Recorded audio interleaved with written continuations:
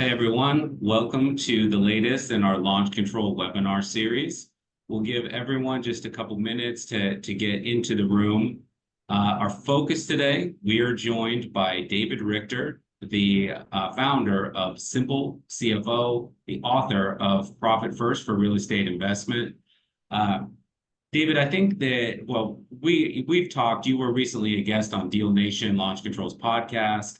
And we noticed that there were a lot of similarities in what we can offer for real estate investors, in the sense that both Launch Control and what you are doing at Simple CFO and putting in systems for people to have not only consistency in their business, but real structure in which to grow from, right? So there is a consistency and growth structure that fits whether you are brand new to real estate investment and looking to just come out of the gate strong, or if you're big and maybe got too big and looking to reorganize and figure out a cleaner, more systemized way of doing things. What we can help people on both those levels, but what we're going to focus on today is exclusively on the finance side. And what I really love about what you and your team do is the simplicity of it. It's really easy to integrate, and it really strikes me as one of those things that in retrospect you look back and think, oh, I should have thought of that, right? But you have that whole system in place for everyone, and I know we're going to do a real deep dive today. So I'm just going to hand the keys over to you, and I know you have some slides to share. So yeah, let's dive into your process and how it can help our audience base at every level. Well, we'll go into that. Just to give a little bit of background, I'm a real estate investor, done lots of deals. The reason I'm even sharing this presentation is we were doing about 25 deals a month, but spending 26 worth of deals out the door at our highest point, and that sucks. So it's like, I want to make sure if you're in that rat race or even touching that rat race of like, I'm doing deals, but where's the money going? That's really what I want to focus on with this presentation. So if you're going to make money, I want to make sure on the other side that you're keeping it too. They're two different skill sets. We don't usually get the keep skill set taught to us anywhere, school, home, wherever. It's like this is where a lot of people don't have that skill set. I want to just impart some of that to you so you're not feeling broke all the time. And that's really what I like to present here is escaping the real estate rat race, how to get out of it. But really honestly, this is what I like to title it, how to make money but not feel broke. This is where a lot of people live. They're making money, but where's it all going? And that's what I hear all the time. That's where we were back in the day. I'll tell you stories of other people too, but it's like this is where a lot of people live. That's why I wrote the book Profit First for Real Estate Investing, because I wanted to get that message out even more and in book form. So if you've never read that book, I'll make sure you get a copy of that at the end as well of my book. But that's my company, Simple CFO, just trying to help people stay away from this. I don't want you feeling broke, and I want you getting out of the real estate rat race. I will start with a quick story here.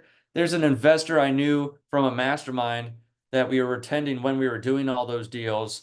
And, we were talking to other people at that point at different events and stuff. And like, is anyone else feeling like this? And there was one guy that I got pretty close to and became a really good friend. And he was telling me about his journey. He was in like the Dallas market. He was flipping a lot of houses. He was wholesaling a lot of houses. And he started growing and scaling and like starting to build the team members and like really doing lots and lots of deals. And he's like, it was a great ride. Like it was fun, a lot of fun. But he said it got to be where I started flipping some deals and actually doing not just wholesale deals, but fixing and flipping. And then it was more of the money shuffle game of like, I don't know where the money's going. Like all my money's tied up in these flips and I'm not getting enough to cover the loans. And he says that when he was telling me the story, he's like, I remember one Christmas I walked into, a mall with my wife and she got all this stuff, all the Christmas presents for everyone, went up to the register and I'm like, good God, I hope my card goes through. And it's like he's doing literally like 100 deals a year, doing lots of flips, and he's feeling like, I'm hoping I have some money just to swipe this dang card. That's where a lot of people end up. And that's where I'm like, this is where a lot of people get to if you don't get the information that I'm trying to just help you with today. That's where it's like, let me give you a good foundation for your money. If you're going to make it, especially if you're launch control and you're going to get the leads flooding in and you're going to get, you're going to make sure that you as a entrepreneur are making the deals happen and getting the lead flow, like make sure that you have a system to catch it. That's what I'm really focused on. A lot of people play the wrong game. I think what it comes down to, what Bob was doing, my friend there, that story that I just told, what we were doing back in the day with all those deals, is that we ultimately weren't playing the right game as real estate investors. Well, that's how we box ourselves in. That's where it's like, I thought we were real estate investors. Bob thought he was a real estate investor.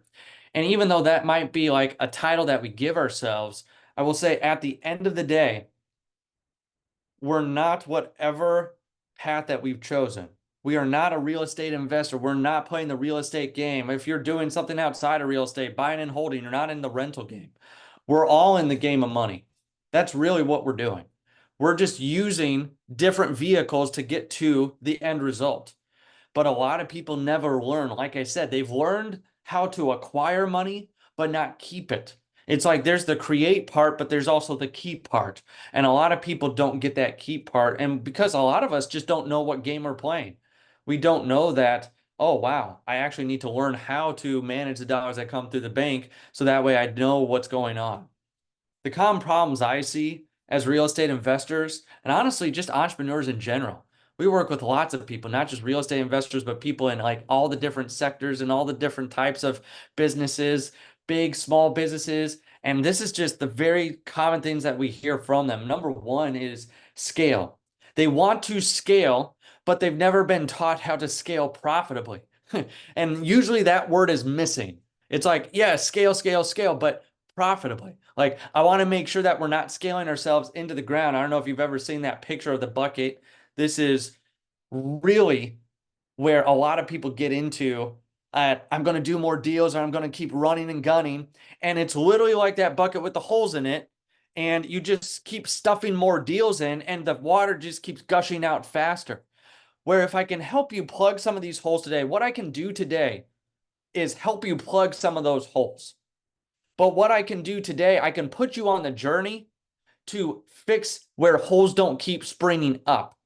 It's two-parter. It's let me give you some Band-Aids so you stop leaking money as of today whenever you're watching this webinar, or I want to also help you with the long term of like, how do we get a metal bucket where the holes are a lot harder to put into the bucket? Because let's just be honest, if you plug some of these holes today, if you just do the same amount of deals, you will fill your bucket faster. That's what I want to give you, is that skill set. And honestly, too, then you can go out and spend more on marketing and buy a bigger bucket. So that way, if you're doing that, you can have the confidence to get bigger buckets. That's what a lot of people want. I want you to scale your buckets and have metal buckets versus the ones that have holes in them and you're just leaking. And even if you're doing 25 deals a month, doesn't matter if you've got 26 holes in the bucket like we did.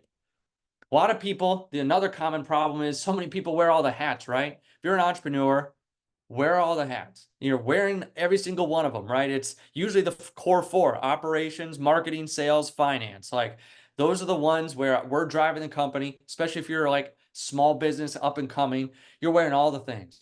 And it's hard because at the beginning, the number one seat is revenue. Like, I will not come on here and say the most important thing is the finances. No, even though I teach finances and run a CFO company, you have to have money coming in order to even manage the dollars. So like marketing in first position, revenue coming in the door. But then if you're going to do that, then someone has to wear the hat of, are we keeping this money? So that way we can actually build the business that we love. And that's where I want to teach you too, how to at least take the finance hat off, because that's a hat people don't just want to take off, they usually want to burn, is leading the financial side of the business.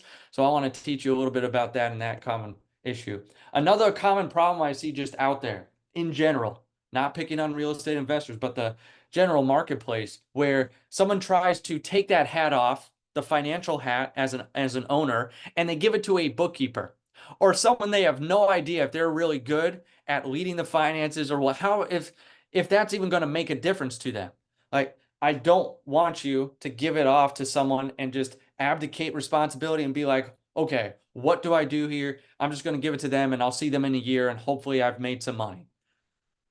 Tell you a quick story that just encapsulates all those common problems. This guy had all the common problems, and I'll tell you, his name's Joey English. I met him at a mastermind a few years ago, and we got on a Zoom call after that mastermind because at that mastermind, he was telling the issues, the wins, and he's like, for the issues, I feel like I don't know where all my cash is going, and like I did a bunch of deals, but at the end of the year, I was playing the money shuffle game with my rental company, my fix and flip company, and so we got on a Zoom call and I started asking him, I'm like, okay, what really happened that year? And he said, I walked into my CPA's office because I just hand her my stuff, my receipts, and then I see her once a year.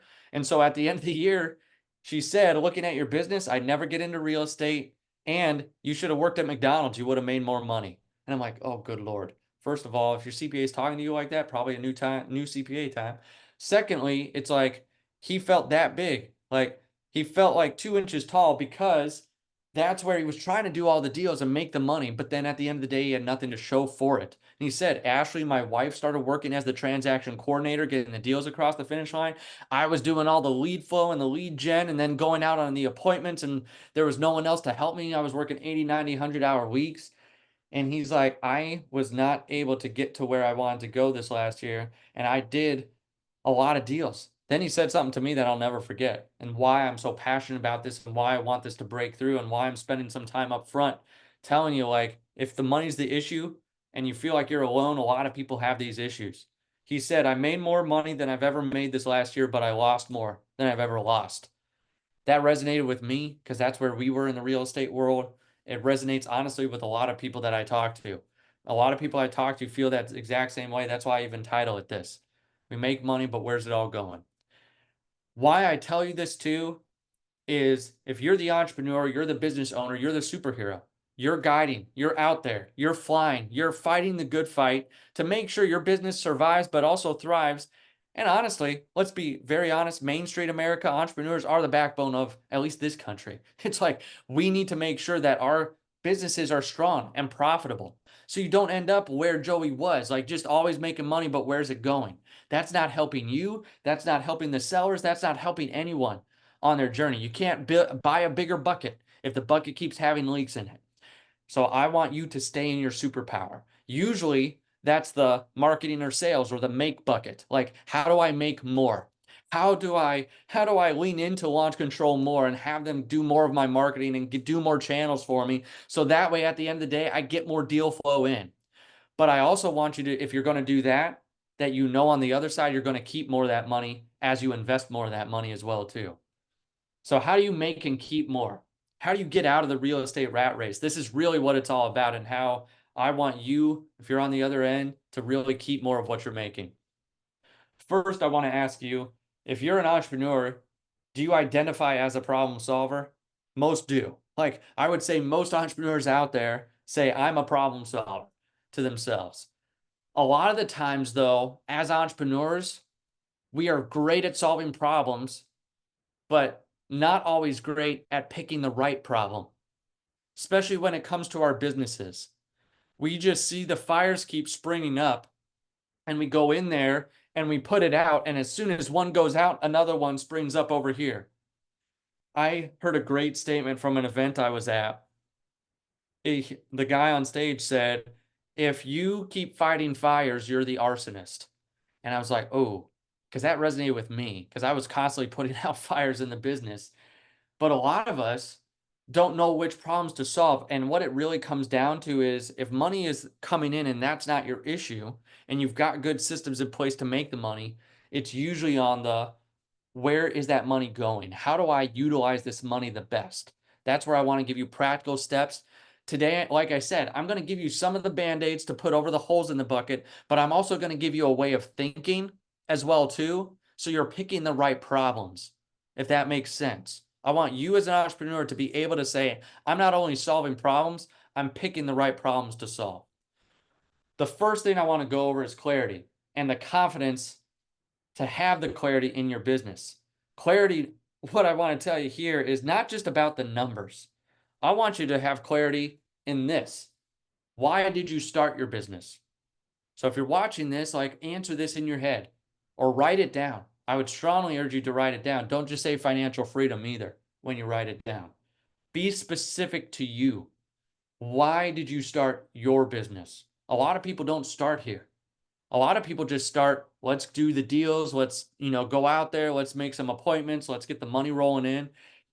And then I ask them on a call, what's your next goal or what's a big goal you have? And it's like always I want to reach 7 figures, or if they're at 7 figures, I want to double the business or whatever it is. And I always ask, why? Where did you get that from? And a lot of people don't have a good answer. They're just like, I think this is what I should be doing because that's what everyone tells me to do. I want you to have very clear goals for yourself. And what do I mean by that? Let me tell you a story real quick. My daughter had a dress up day at school last year. It was Tacky Tourist Monday. And on that day, she got all dressed up. She was super excited, got in the car, was chatting me up the whole way. 5 minutes from school, she gets real quiet. I'm like, girl, what's going on? And she said, maybe I should take some of this stuff off. I don't feel comfortable. Like maybe I won't fit in. And I could tell right then and there's a concept in the book, Crucial Conversations. It's called retaking your pen.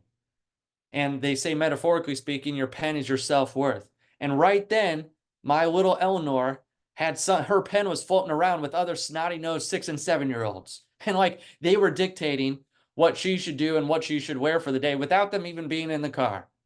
And you know what? We do that so much, don't we? Like we were doing 25 deals a month, but not keeping 25 worth of deals, not even one worth of deal, like in the door. Joey making all that money, but feeling broke, losing money. He lost $70,000 that first year before I met him.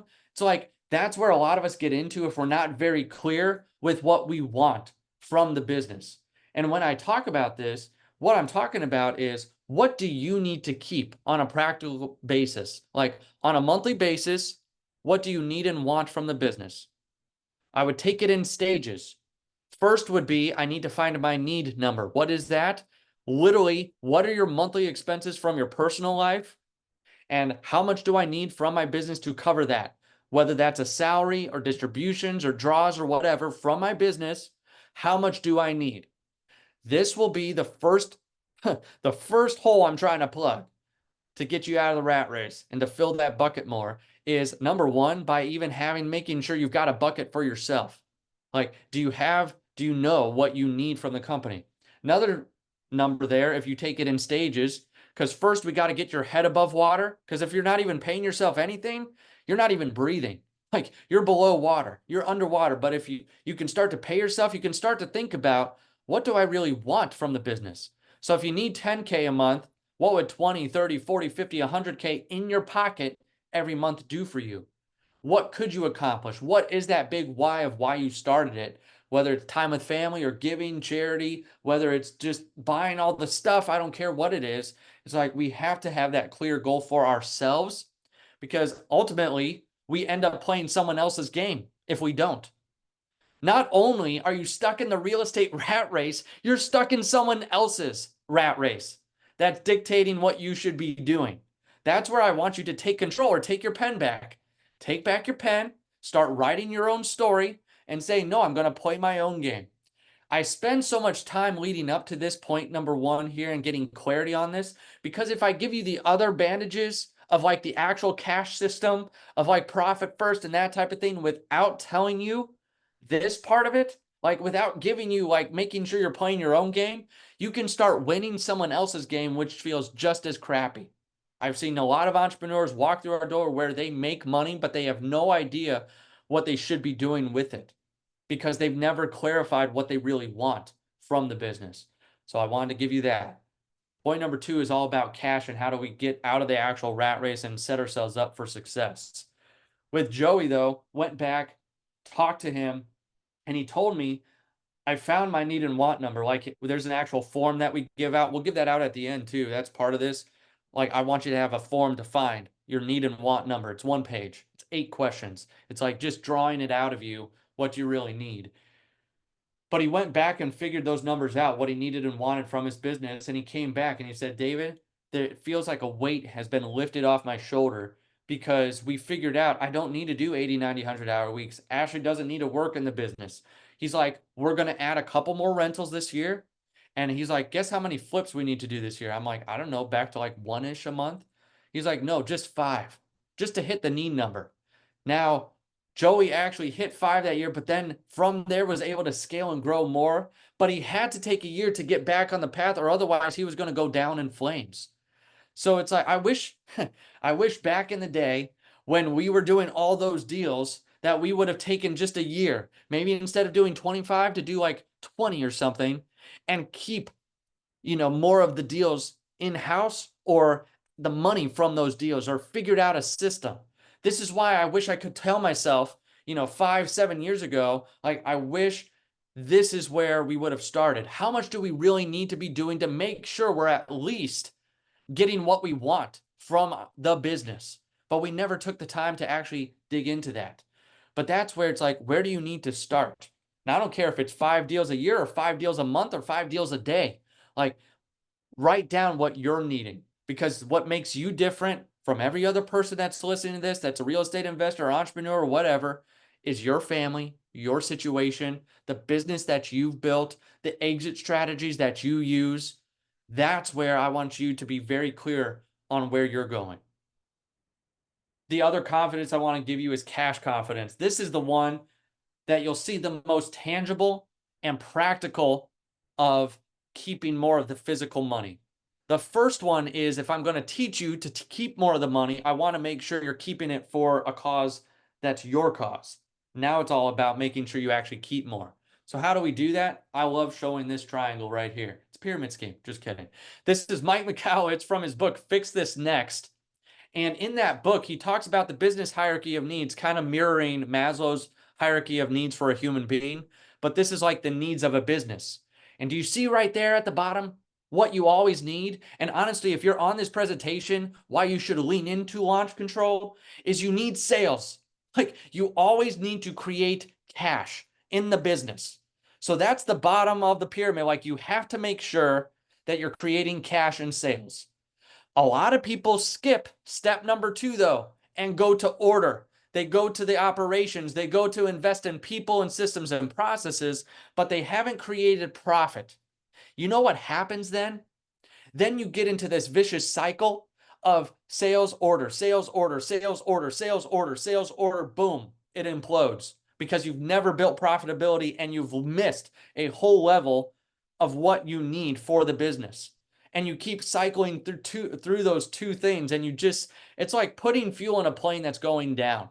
If you just make the sales and keep investing every single dollar without protecting some of it and building some profitability in, because everyone wants to make an impact and leave a legacy. Even if it's like, I don't have family, I don't have anything, you want to go out there and at least make an impact on yourself and like take the trips and do the things you've never done, or buy the things that you've always wanted to buy, or whatever it might be. It's like, I don't care if you're just if you're an owner without a family, or if you've got a big family, or whatever it might be, we want to usually reach the top of the pyramid. And it's like, this is where we have to build that good foundation. So the key question that I want to ask you is, do you know the 3 most important numbers an owner needs to know? Do you know those numbers? Can you spout those off right now? If not, that is fine, because a lot of people can't. A lot of people usually don't have, like the 3 numbers in a business. I'll give them to you right here. What you make, spend, and keep. I teach this principle a lot. And I had a client on of our company that was in a presentation, and he came on and he's like, it sounds so simple, but he's like, once I really understood what was coming in, what was going out, and what I was keeping, he said it was mind-blowing because it was way different than I thought was happening. And that's where I want to give you the clarity, and clarity from the entrepreneur, the owner's level, so that way you can go out there and build the business that you really want and keep more of what you're making. So the key questions, I want to give you some questions to make more, spend in the right areas, and keep more of what you're making. I take some of these questions from the book, The Road Less Stupid. It is my #1 business book besides Profit First of all time, by Keith Cunningham. He's a great business author. But here's some questions to make sure you're making what you want to. Do you know if your core issue for making the money is upstream or downstream? Meaning, is it a marketing issue or is it a sales issue? Or even further downstream, is it an operations issue? What would that be? Meaning, if you're fixing and flipping, are you hiring the right contractors? Are you actually getting a good product on the market? Do people say that your product sucks? It's all the way down the line from that. Or if you're a landlord, are your tenants on there just bashing you, and now you can't get any person to rent your houses anywhere? It's like you're the slumlord of the neighborhood. That would be an upstream, or downstream problem where you're like, oh shoot, my operations are killing me. What about sales? Are you converting? If leads are coming in and you're actually getting leads in the door and your appointments, what's your closing ratio? When you go there on an appointment, do you leave with a signed contract? And what's the ratio to that? That's another one that to be looking at. Or is it a marketing issue? Do you not have enough leads coming in? You just aren't giving yourself enough. So are you spending the enough to get the leads in the door? Do you know the marketing message? And there's great companies right here like Launch Control that are going to help you with that. But at the end of the day, you're the owner and you have to guide and take responsibility to be like, okay, are we really putting the effort in upstream and downstream to get what I really want from the business? Another one that killed us back in the day, another question that we should have been asking ourselves as real estate investors is, are we chasing every shiny object out there and chasing all the squirrels, or are we focused on what we're really good at? If we would have focused more on what we were good at, we were doing too many exit strategies back in the day. We were doing rentals, fix and flips, turnkeys, wholesaling, lease options, seller finance, and we had some storage units or something. We had some crazy things going on, which some of those are their own business, but we were sharing the resources from the other avenues and exit strategies. So we were spread too thin and we had to have too much overhead without declaring them actual businesses to stand on their own. If you get into that one, that's when you get your head, your skis over your head. And it's like, oh shoot, what did we do here? That's where I don't want you to scale yourself into oblivion. So that's a question. Those are some key questions around making. If you want more, pick up this book. This book is incredible for these types of questions. How about some of the spend questions? How about what percent is your marketing and payroll at of what you're making? Because marketing, you should be going for 3, 4, 5x in returns. This is where we're getting the return, and that we're okay. Now we've got this one clicking. Now, do we need to add another marketing channel because this one is clicking at the 3, 4, 5x return? And then if you're getting that clicking and then you start to spread that out, are you getting enough of the lead flow in? But then the payroll is the big one, right? When you start hiring people, it is very easy to start just bleeding money out the door because it's the wrong hire or it's a great hire, but then, oh shoot, I thought I put them in the wrong seat. It's like payroll can get very crazy out of hand. Marketing, you always need. That is one of the things we tell our clients, that should be the very last thing you ever cut is your marketing channels, because that is what's driving the revenue in your business. The first thing we should look at, the other huge expense usually for people, that's an expense usually because they have the wrong people, is the people.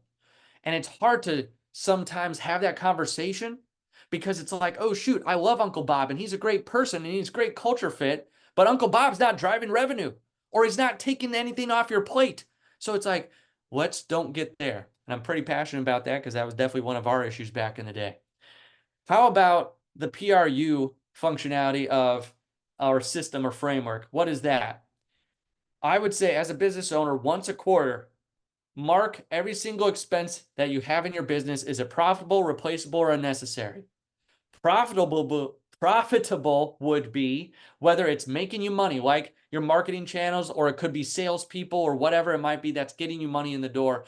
Replaceable would be like, hey, I've been a solopreneur and all this duct tape and stuff over here is held together, but now we got to graduate to a better system or whatever.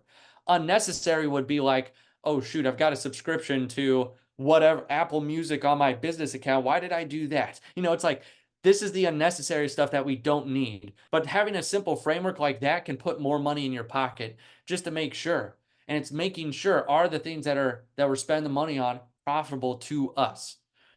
Then keeping. I'll just end this one slide here with keep questions of are you keeping what you want to? Do you even know what you need and want from the business, which I covered with point number 1. You might have to take that form that I give you at the end and make sure that you actually go back and get the need and want number.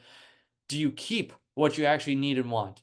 If you don't, I'm going to give you the key here. I'm going to give you the profit first framework. Then from that is what's the big thing from stopping you from keeping money? Because it's not always a system issue. Sometimes it's our mindset around money that's stopping us. We've got so much baggage around money. Let's just be honest. So many people do. It's emotional. What in our families, how were we taught? How were we not taught? What was the example, or was there an example? All the different things. It's like, it is okay to keep money. Some people have that issue that we work with. Like, they are scared to actually keep the money in there and like make money and actually keep it. Some people are on the other side, they're like, they hoard every penny. And I'm like, you're not spending enough to get the deals that you want in the door. So like, you need to go out there and market more if that's what you're wanting to do, instead of hoarding every single dollar. That's where it's like, there's a fine line of, am I getting what I need from the business? And are we actually pumping enough into the business to make sure we're up and running?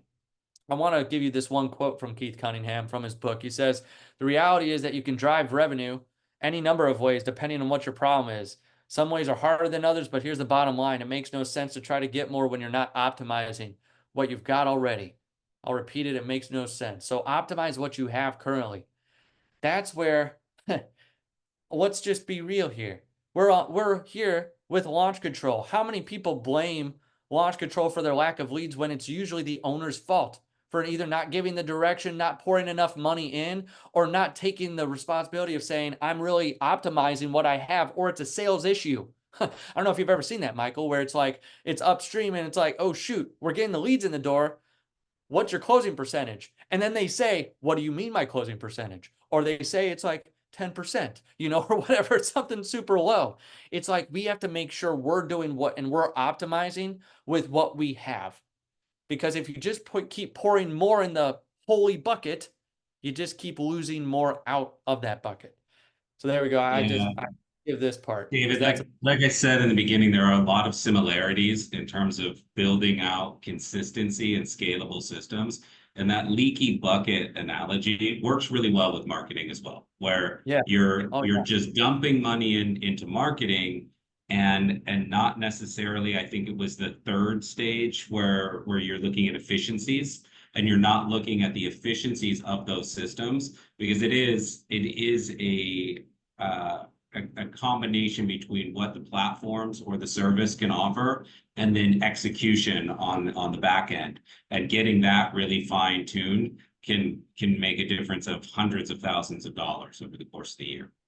Exactly. And it's like, optimize with what you have. And I love how you say it's so similar. You know why? It's because these are business principles. So if you get the right question, that's why I'm like, I want to try to help you if you're listening to this, not just have not a leaky bucket, but like a metal bucket. Like, if you're asking yourself enough right questions, you can stop the leaks from happening. Now, that might not always, because even in a metal bucket, if you hear something really sharp with it, it can still have a leak, but usually they're few and far between. So can I help you with this? This honestly right here, if I just gave you this book and said, peace out, I might help you get to the next level and fix those leaks, because he doesn't give you answers in this book. He gives you questions to ask to find the right problems. So that way you're attacking the root issues. That's why I love this book. Okay, I digress. Here we go. Here's the real issue with the money and the cash. Let's get to you to know that you're actually keeping more of the cash. Most people have, that are entrepreneurs, a black hole bank account. Money goes in, money gets sucked out. Where's it all going? This is the lack of clarity and the lack of cash confidence that people have when it comes to their money. Because even if you have a bookkeeper or don't have a bookkeeper, wherever you are on the financial spectrum, you will manage the dollars that flow through your fingers. And this is a way for the owner, for you to know the dollars better. Not this way, the black hole account. What I want to give you is on the other side, this. This is what Profit First is built on, but honestly, any good cash flow system out there is built on this principle. You give every dollar a name. You're intentional with every dollar that comes into the business. So what would I do? I would literally set up 3 bank accounts and name them make, spend, and keep. Like, I want to know what's coming in. So an account, physical business checking account, to know what's coming in. What am I making? The spend account. What am I spending out the door? And then what am I keeping? What do I actually get to take home? How do I start building that need and want? That way you're very clear, because then some people that are very savvy go out there and they break down those buckets a little more, like spend, they might have a marketing account to make sure, am I putting enough money in the marketing bucket to get the lead flow in that I need? For the keep account, am I setting up a need and want bucket? So I get what I need and pay myself, but then on a quarterly basis, take like a bonus from the want account to fulfill why I even started this dang thing. So that's where I wanted to, this is one of those ones where if you start this, it starts as a band-aid because you're just getting the concept and you're just getting like the account set up, but this can turn into how you can get one of your metal buckets, like how you can fix the root issue, because then if you build a system that you get the money in and you keep more of it and you actually are intentional with the dollars, it goes from being a band-aid because you did it one time to being a solution to fixing a lot of the leaks of the money that's going through your hands and your fingers. So that's where I want to give you this. I honestly, too, at the end, I give you like a step-by-step, how do I start this? So whether you're at deal 1 or deal 1,000, I'm going to give you that. So that way you have 1, 2, 3. This is how I start the profit first system and set up those accounts and what I'm going over here, because I want to give you a fighting chance, plugging those holes and building building a bigger and better bucket. So the last one I want to talk about, CFO confidence. So we talked about clarity for your business and for the numbers, but then also cash confidence, knowing I have the cash. CFO confidence is all about the right team members on the team to make sure that you're getting what you want. So many people, like I said, wear all the hats in the business, especially the leadership hats. You might hire like a virtual assistant or an admin or something, and they might take like a 10 or 20 or maybe sometimes $30, $50 hat off your plate, but they're not taking the leadership roles off your plate yet. And that's where if we give our hat, especially our financial hat, to just a bookkeeper, that's not a leadership role. That is more of a day-to-day, taking a $10 an hour task off your plate. So I just want to give you, at least open your eyes to what's out there to help you. Because if you're like, David, your first 2 points are great, I think it can start that, but there's no way I want to take the financial department to the end zone as the owner. Like, I don't want to manage all this stuff. I just want to tell you what's out there and what are the possible solutions for you. Do you have someone, here's a key question, to lead and rely on with the finances and guide you to where you want to go? Because that's what a bookkeeper does not do. A bookkeeper tells you where you've been. A CPA that preps for you just tells you this is what you owe in taxes. But it's like, do I have someone on the team helping me from a financial perspective, invest where I should, and build the business to get me to whatever financial, whatever you said, why did I start this business? Whatever you write that down for. That's where a CFO, because a lot of people say a CFO, yeah, freaking right. Like, I'm not even making $1 million a year. Like CFO, Chief Financial Officer. I don't need that. No, you do not need a full-time CFO. I'm spending $200,000-$300,000 a year. I would make the case for a fractional or part-time. That's where too, though, the fractional space is getting big, not just with CFOs, but I feel like right here, like Michael is like a fractional CMO, and like his whole company acts like that, which is, as I got to know Launch Control more, it was so cool going through their stuff. It's like they're not just providing you a solution, they're helping you with a way of thinking about the marketing, which is more of a CMO role, Chief Marketing Officer, to drive revenue and leads in the door. The fractional space is becoming so much more popular because so many people are realizing that virtual assistants, as great as they are usually don't cut it from the leadership perspective. We need to have leaders. Now, I have a leader here that's physically with me on the call. His name's John Cruz. He's a virtual assistant, but I've worked with him for 9 years. And literally, I would shut the company down if John went away.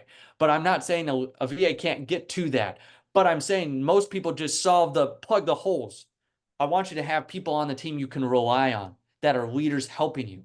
And sometimes it is a third party like a Simple CFO or Launch Control helping you with the leadership until you're ready to hire someone that costs hundreds of thousands of dollars a year to be in that seat. This is where you really get to work on versus in. I love teaching this concept because on versus in, we all talk about that. Now, I'm not talking about on where you're sitting on a beach. I'm talking about on the true business owner who's working on their business, meaning they're thinking about the big picture and how the pieces fit together versus in it, you're going out there and you're running the appointments or whatever it might be. Like that's what I'm talking about, working on it versus the day-to-day. When you hire people, sometimes they help you get out of the day-to-day, like a bookkeeper would be a good example of this. They help you get out of the day-to-day of bookkeeping. And it's like, that's great, but they don't help you with, am I working on the finances to make sure that I know exactly where I'm going and that I'm getting what I want? Where you might go out there and you might hire a marketing VA and that might be good and they might like post for you and stuff. But if you hire launch control, then you get a leader to help you work on the marketing and say, this is how the messaging needs to be. This is where you are now. This is what I would think about doing. It's like, that's the difference, because you need knights of the round table and not just pawns out on the battlefield. You need people to help you make the big decisions, but you're still the king or queen. You ultimately have the power to pass the judgment, but you need good people around you. That's where I want to make sure people know that they even exist, or how you should be utilizing launch control more, or how you could utilize a fractional CFO if you need that on that side. It's really the difference. I don't care if it's CMO, COO, CFO, the difference between rear view mirror people and GPS people. GPS says, here's where you are today. Here's the most efficient route to get to where you want to go, versus the rear view mirror of, well, I didn't hit anything so far, and I've seen the back and like where we've been. That's where I want you to have a GPS installed for your marketing, for your finances, of saying, how do I get to where I want to go? And giving the clarity of where I am today. That's really the big difference between the rear view mirror facing type businesses and people out there and the forward facing GPS type companies. In the finance specifically, these are the core four that we not only help our clients track, but I want to teach you, even if you don't utilize us. These are usually the numbers you need to see no matter what as a business owner from the number end. When I was talking about the three most important numbers, those were cash wise, what's coming in, what's going out, what do I get to keep? This would be like, do I have a pulse on the business of how much I'm making top line, how much is gross profit before I pay the people and before I have all the other different, nitty gritty expenses? What's my net profit? But then what's my cash position? Net profit and cash are two totally different things. That's why I gave you the profit first framework to help you guide on the cash position. But now we need to know what's coming in and what am I spending and what's my bottom line at the end of the day.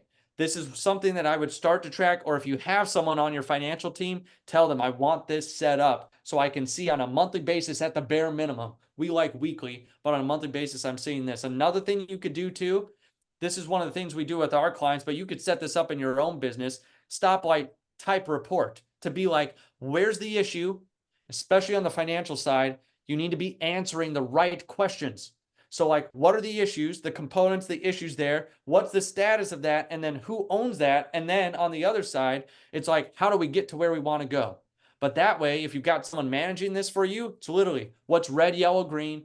What am I on track, off track, making sure that we're getting to ultimately where we want to go as a business. It's like, I want you to have something like this in place, because once I've seen people track the numbers, they need, even if they're tracking the numbers, they don't have a system to tell them what's the next step. How do I utilize these numbers to take action? This is where a system like this can help you and get you where you want to be. So I just want to end here and then I'll be done. Why did you start your business?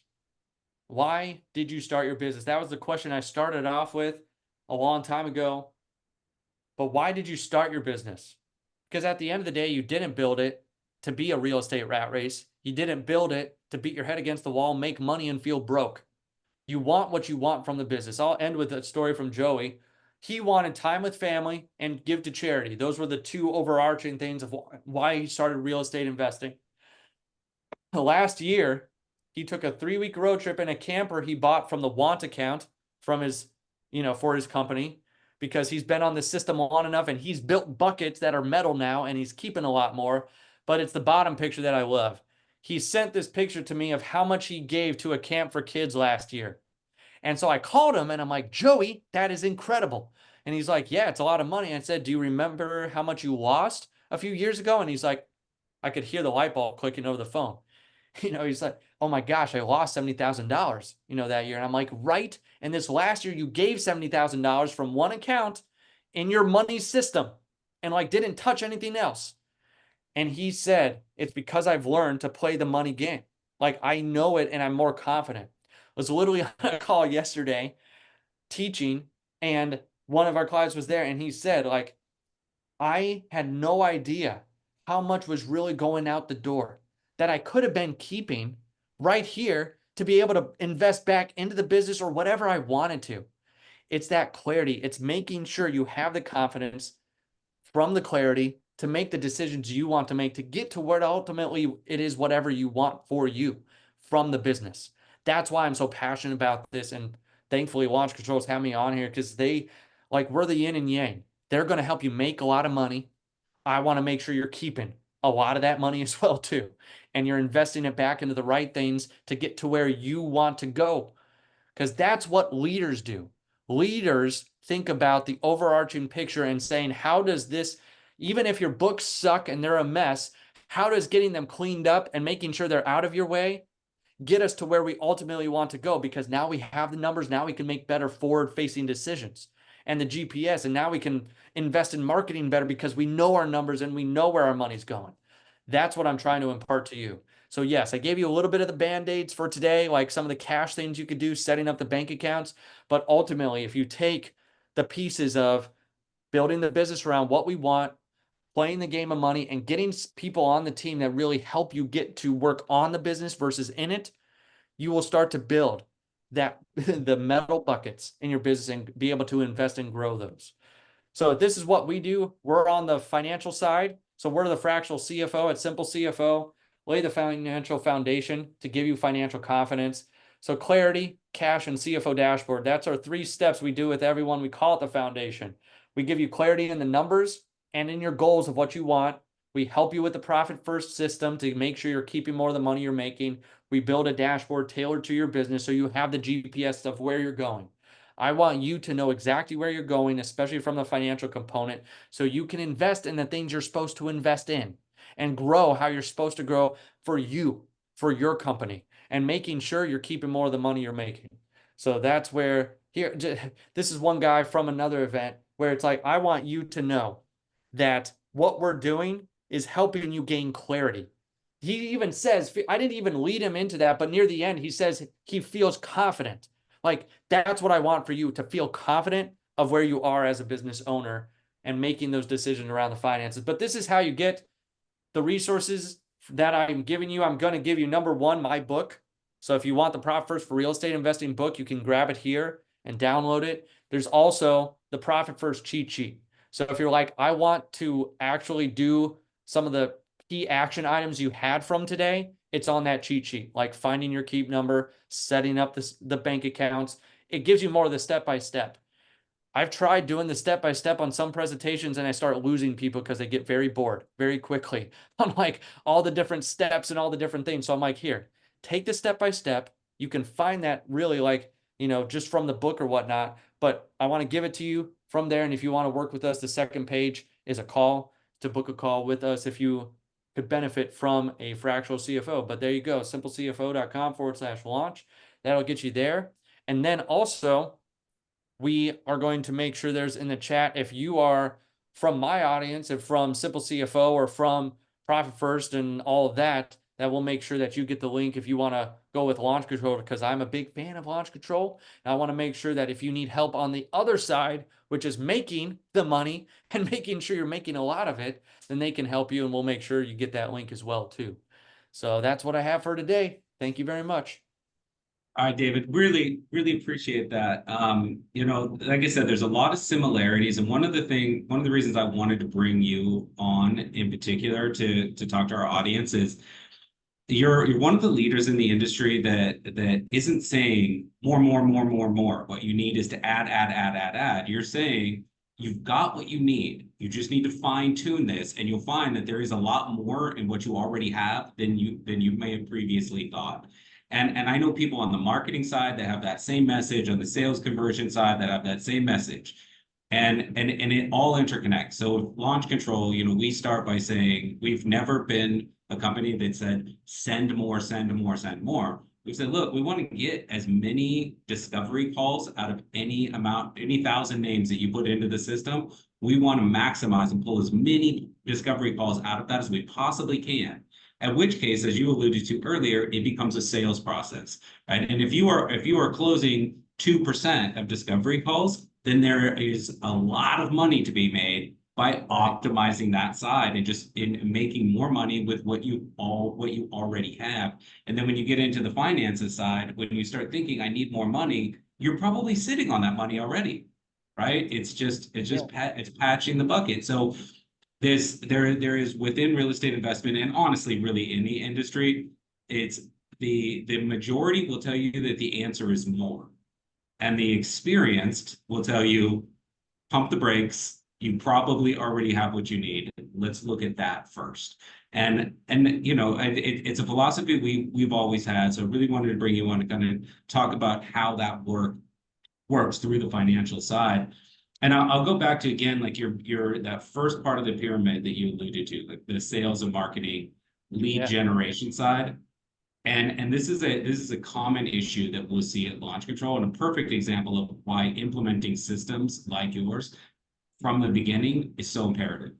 We have people often, and you know this, in any industry, marketing is the first thing to go, right? Because if you need to cut budget, it's a fixed fee. It's not money that you owe to a lender. It's not replacing the human being, which can be very difficult when you have to restaff, very timely. So it feels like something that you can shut on and shut off.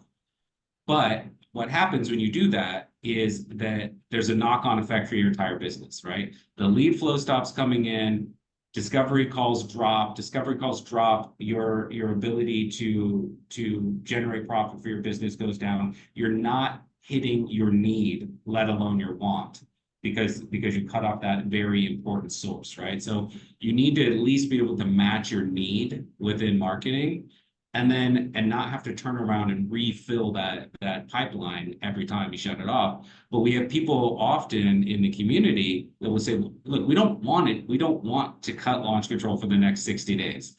We don't know where else to cut. We have to, right? Like we owe money here, we owe taxes there. We have a lender that we need to repay. And it's because it was coming from that black hole bucket that you spoke of, right? And everything was in there. So you end up with financial surprises throughout the year. And those surprises are all a big ball of stress, right? So like Yeah. I listen to everything you say, and I feel like the simple thing is people, well, this is about risk reduction, right? Like that would be the corporate way of saying it. It's about Oh risk yeah. reduction. But in reality, it is taking you from like a baseline of kind of stressed to a baseline of content. Yeah. And that balance in your life, let alone in your business, is extremely valuable. You know, I think you told a couple stories that allude to that. Yeah, exactly.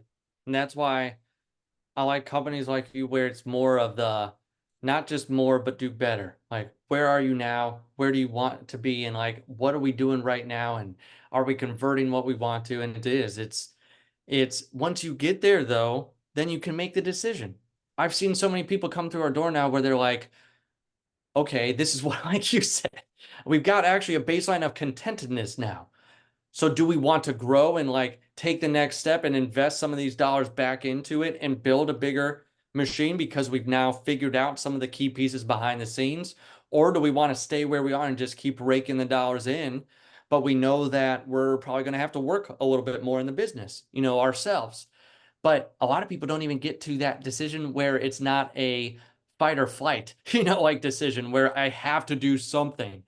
And that's so fun being able to talk with someone to be able to be like, what do you want to do?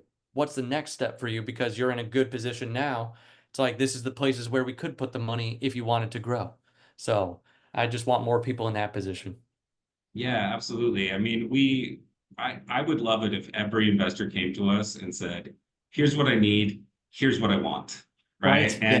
And we could Exactly. tackle it one step at a time. But let's get you to need and then reassess because it may turn out working with launch control that that you can get to need with just you and a VA, and you work the system and you've got enough leads coming in, you get there. But to get to the want number, you may need to then outsource, right? Like that fractional thing that we talked about. Launch Control has a program called Launch Leads, where we do all of the text marketing for people, and all they have to do is essentially take a live call, right? We hand the homeowner over, they get them onto a discovery call, and then it's bucketed into them being the real estate investment expert, will be the text marketing expert. Do I think a brand new investor should be doing that? No, like you're definitely going to have to run some of the marketing yourself in the beginning, unless you're walking in with massive cash flow or good cash flow, right? Right. But as you scale up, yeah, in order to keep that balance between need and want, and to keep that baseline of contentment, it makes sense to bring on a fractional CFO. It makes sense to outsource portions of your marketing, or portions of even your organization and efficiency. Having someone that has that big picture planning kind of experience, even if they come in temporarily to set up systems that others can run, it's you need subject matter experts to be able to do that. Exactly. All right. Well, I really appreciate it. And we're gonna, for everybody listening in, we're going to post all of the links in the replay, so you'll have those as well. We're gonna send this via email to all of the attendees and sign up, so everybody will have that as reference. And then, yeah, please get in touch with David and his team. This is something that is very, very important to implement from early stages, because like David said, this is how you put the building blocks together to, get up to your want in a way that's very content and not stressful. Yeah. All right, David, really appreciate it. Let's talk again Thanks. soon. Bye-bye.